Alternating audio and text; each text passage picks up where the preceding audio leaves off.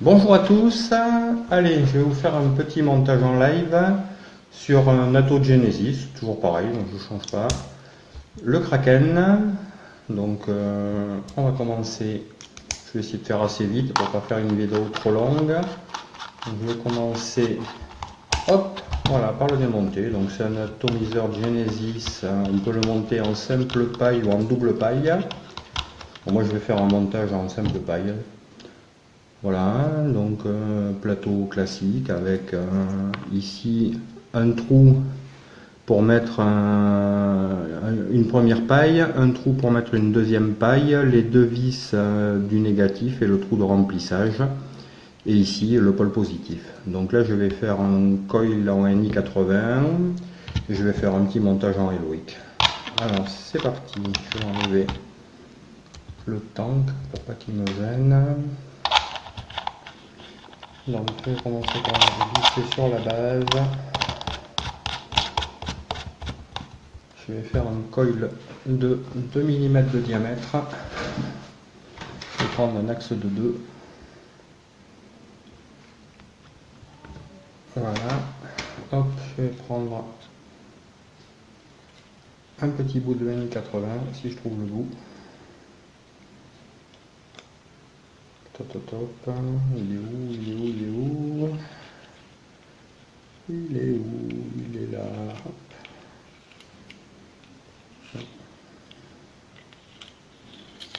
Voilà, du NI80 en 0,30 et je vais faire 6 spires. Voilà, c'est parti. Je vous remontre. C'est parti. Une spire, deux spires, trois spires, 4, 5 et 6. Alors là, ce que je fais, je viens comprimer pour que les spires soient bien régulières. Je vais prendre une petite pince, bien tirer dessus.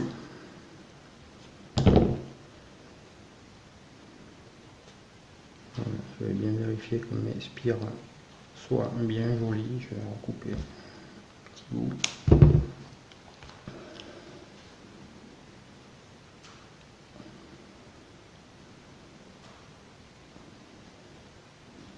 On va couper ça aussi, j'en ai trop.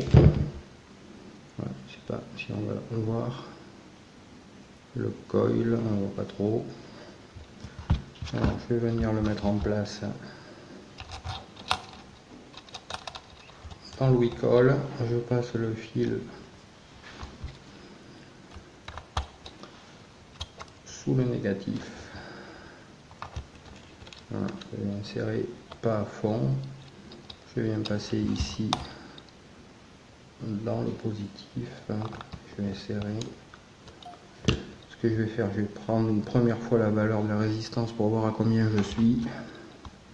Et après, j'ajusterai bien définitivement mon coil. Donc là, je suis à 0,89. C'est parfait. Donc, je vais remettre en place.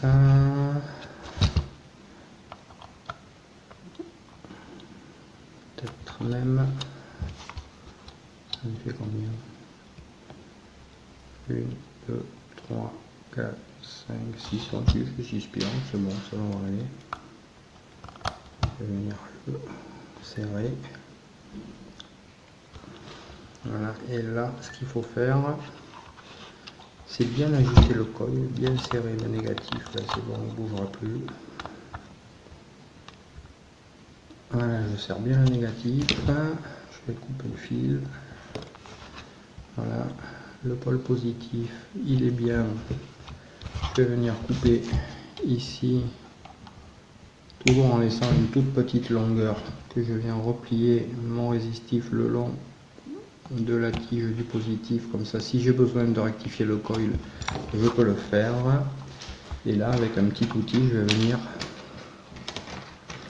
répartir les spires proprement en collant bien la première spire sur le plateau et venir bien répartir les 6 spires le long du plateau, on va bien vérifier le serrage. Voilà, c'est bon. Et là, je vais venir faire une petite cambrure. C'est bon que je vais faire, c'est de faire une petite cambrure pour essayer de limiter au maximum les points chauds. Voilà. On va le mettre à peu près droit. Donc sachant que le Wicol fait 2,5, je fais un coil à 2 mm pour laisser un tout petit peu de jeu pour qu'il y ait une meilleure capillarité au niveau. Donc là je suis toujours à 0,89, je vais le faire chauffer pour le stabiliser. Voilà, il chauffe de suite.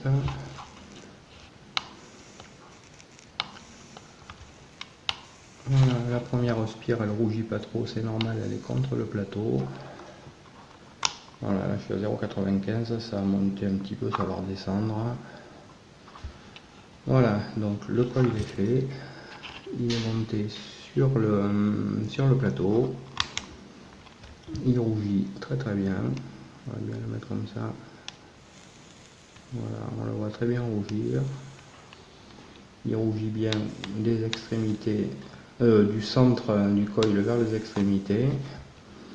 Voilà, donc maintenant je vais faire une coupe de mèche en L, ce qu'on appelle le L-wick. Donc je vais débarrasser tout ça, me faire un petit peu de place. Donc pour le montage, je vais prendre, je n'ai que ça, je vais prendre du mèche de 300 super fine et je vais couper une bande. Je vais prendre un crayon si j'en ai un.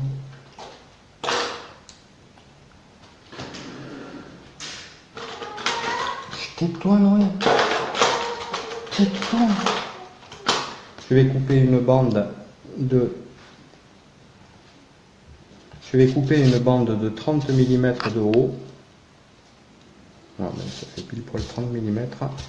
Je vais couper, la bande va faire 2 cm de long.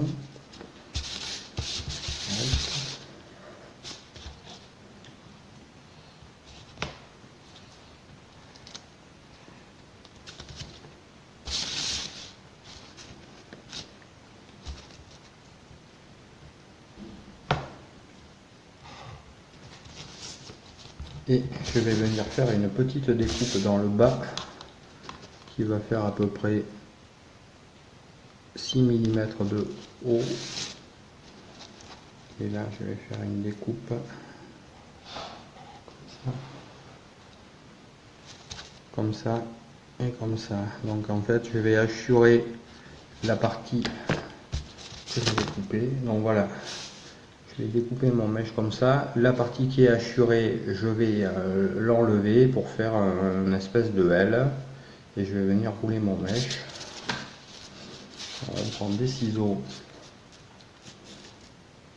on découpe.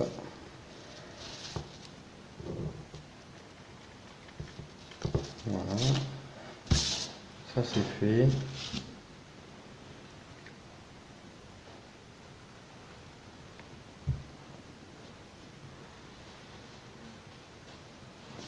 Voilà, donc j'ai découpé mon mèche. Maintenant, je vais venir avec un chalumeau, je vais l'oxyder pour le rendre isolant. Donc je prends mon chalumeau, et je viens avec un chalumeau, je vais venir oxyder le mèche. Voilà. Oxyder l'autre côté.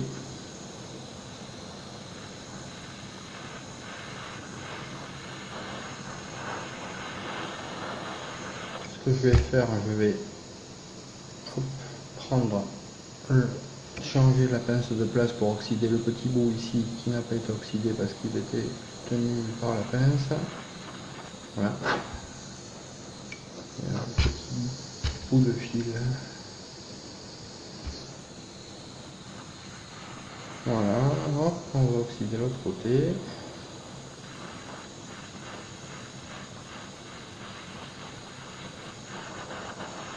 Voilà, hop. Le mèche est maintenant oxydé. Donc maintenant je vais prendre une petite tige qui fait à peu près, je sais pas, moins d'un millimètre. En fait c'est un trombone que j'ai déplié et je vais venir rouler mon mèche sur le trombone. Voilà.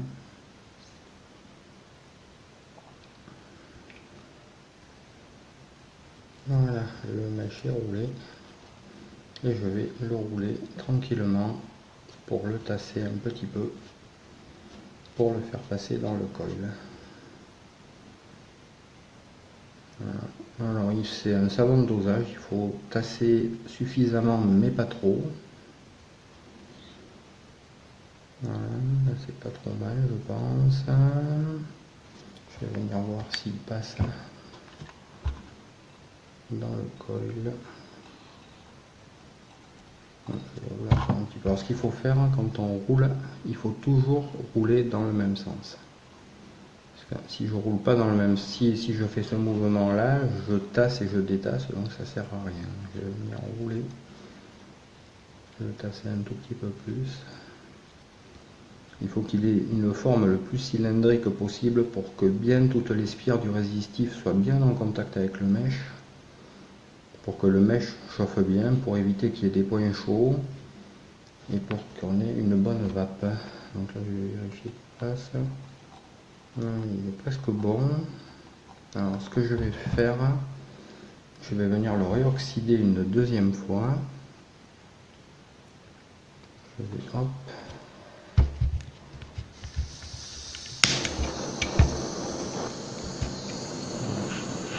Réoxyder une deuxième fois.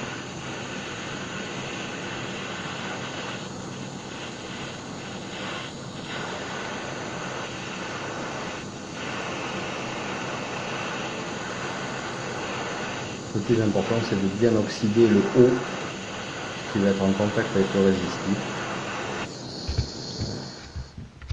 Je vais venir avec ma pince, avec une petite pince le repousser. Parce que là c'est très très chaud. Hop, le retourner, le prendre avec cette pince et venir faire l'autre côté.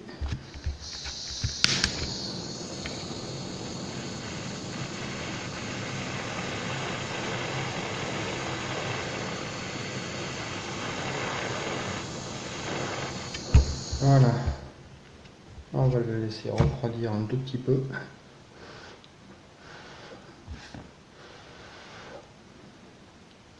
Et je vais venir, voir s'il est assez chaud, si ça c'est assez froid, ouais ça va. Là je vais venir finir de le tasser et le mettre en place dans le coil. Là, je pense que ça devrait être bon.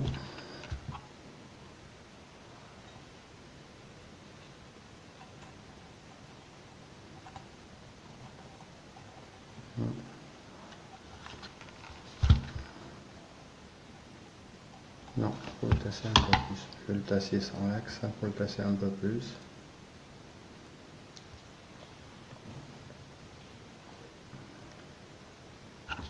On va essayer de le mettre dedans.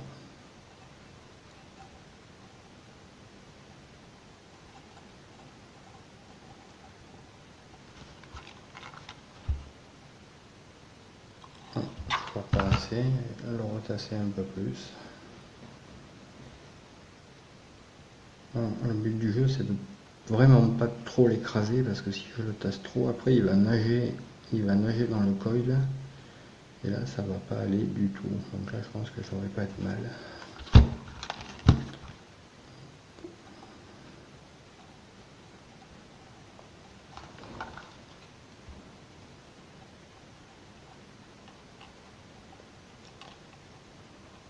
Toujours pas.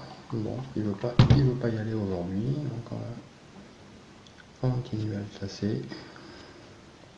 Au pire, si je vois que vraiment j'arrive pas à le rentrer pour pas trop le tasser, je vais le dérouler un petit peu et recouper un petit peu. Et normalement, ça devrait finir par rentrer.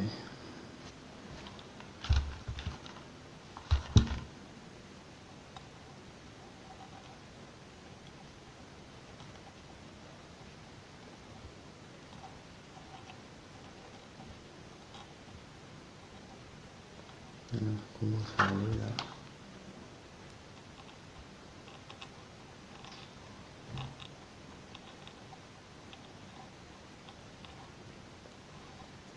Voilà, je vais faire avancer doucement.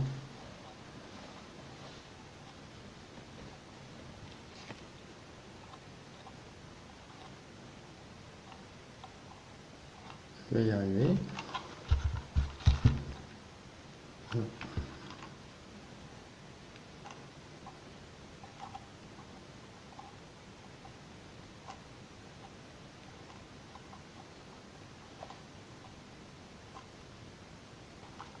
Voilà. Là, le mèche est parfaitement rentré dans le coil. Je pense qu'il ne le serre pas trop. Donc, je vais bien le mettre en place. Bon, il ne va pas tout à fait au fond du tank, mais ça, c'est pas grave.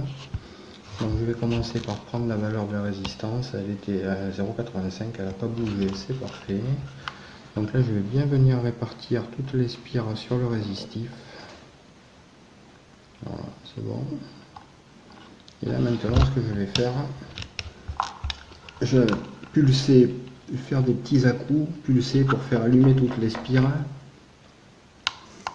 Voilà. Je pulse petit à petit et là, les spires vont s'allumer.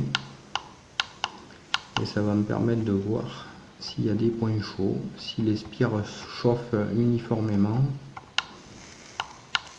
Voilà, là j'en ai deux qui s'allument, celle du bas commence à s'allumer, celle du haut aussi. Voilà.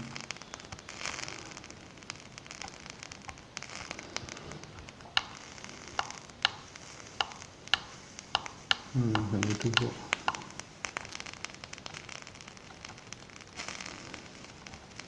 Le petit bruit que vous entendez, c'est la condensation, c'est l'eau qui s'évapore, c'est la condensation, parce que je viens juste de laver la taux. On ne voit pas trop ce que je fais, si on voit bien ce que je fais. Donc là, en fait, il faut gratter avec un petit outil. Alors surtout pas faire feu quand on gratte, pour pas faire de court-circuit. Voilà, et là, maintenant, j'ai toutes mes spires qui commencent à bien rougir.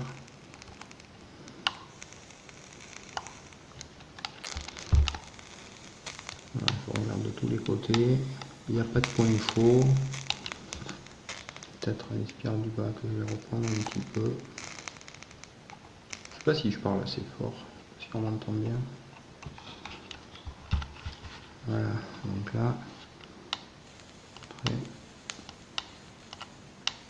voilà, ça rougit parfaitement. Toutes les spires rougissent uniformément, à part celle du bas, c'est normal, celle du bas elle est contre le plateau donc elle ne peut pas chauffer aussi bien.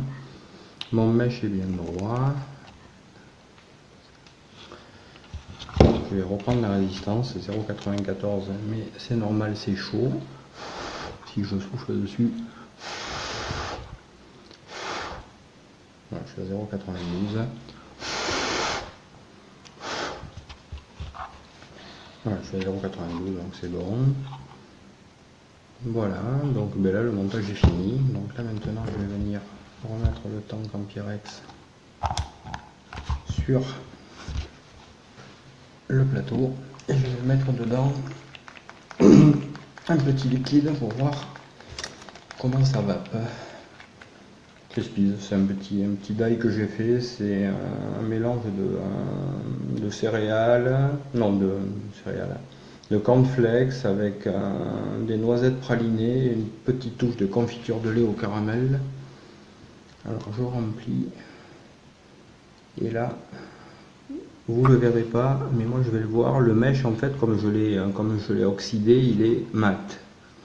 Là je remplis le temps, je ne vais pas remplir à fond, voilà comme ça. Et là, la capillarité va se faire et le mèche va devenir brillant et se gorger de liquide. Voilà, il est en train de devenir bien brillant. Donc là, on commence à faire feu. Voilà, c'est parti. La capillarité est faite. Et voilà, Alors maintenant il faut contrôler que la capillarité se fait bien. Là, je vais sortir du champ de la caméra.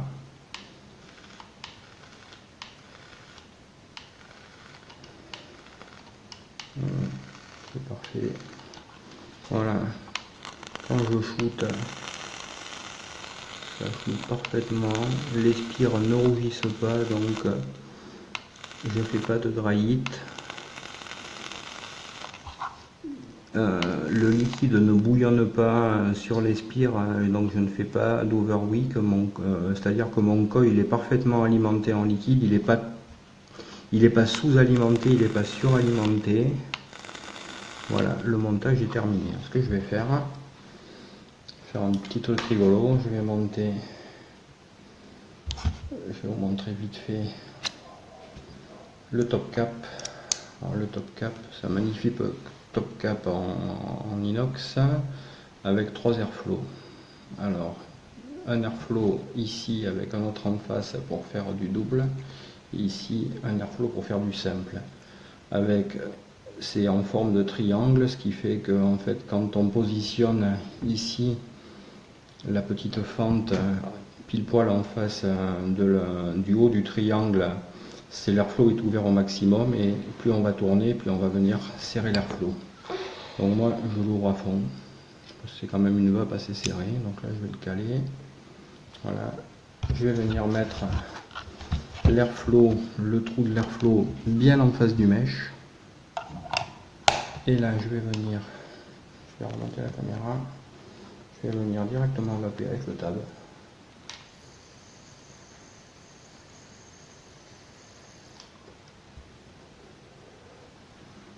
Voilà, les saveurs sont là, je reconnais bien mon Hyundai.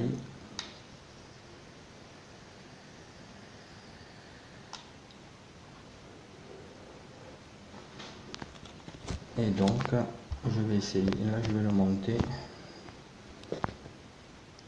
Je vais le monter sur mon mode méca. Je vais enlever mon autre atout Genesis. Voilà, je vais voir comment ça va peu bien sur mon hammer à mode méca. Donc je vais venir récupérer la queue du tab, un VTC6. Il est quasiment chargé à fond.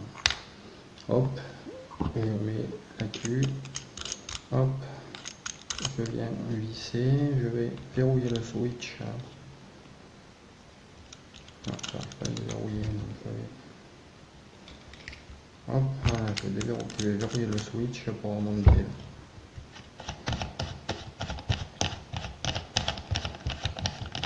Voilà, je viens visser la tour.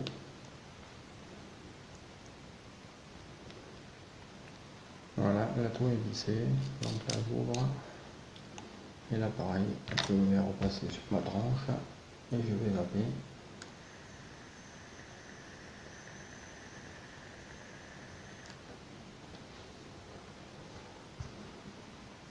Voilà, bonne production de vapeur. Après c'est pas un dripper, hein. On n'aura jamais la production de vapeur qu'on a avec un dripper. Par contre les saveurs c'est exceptionnel.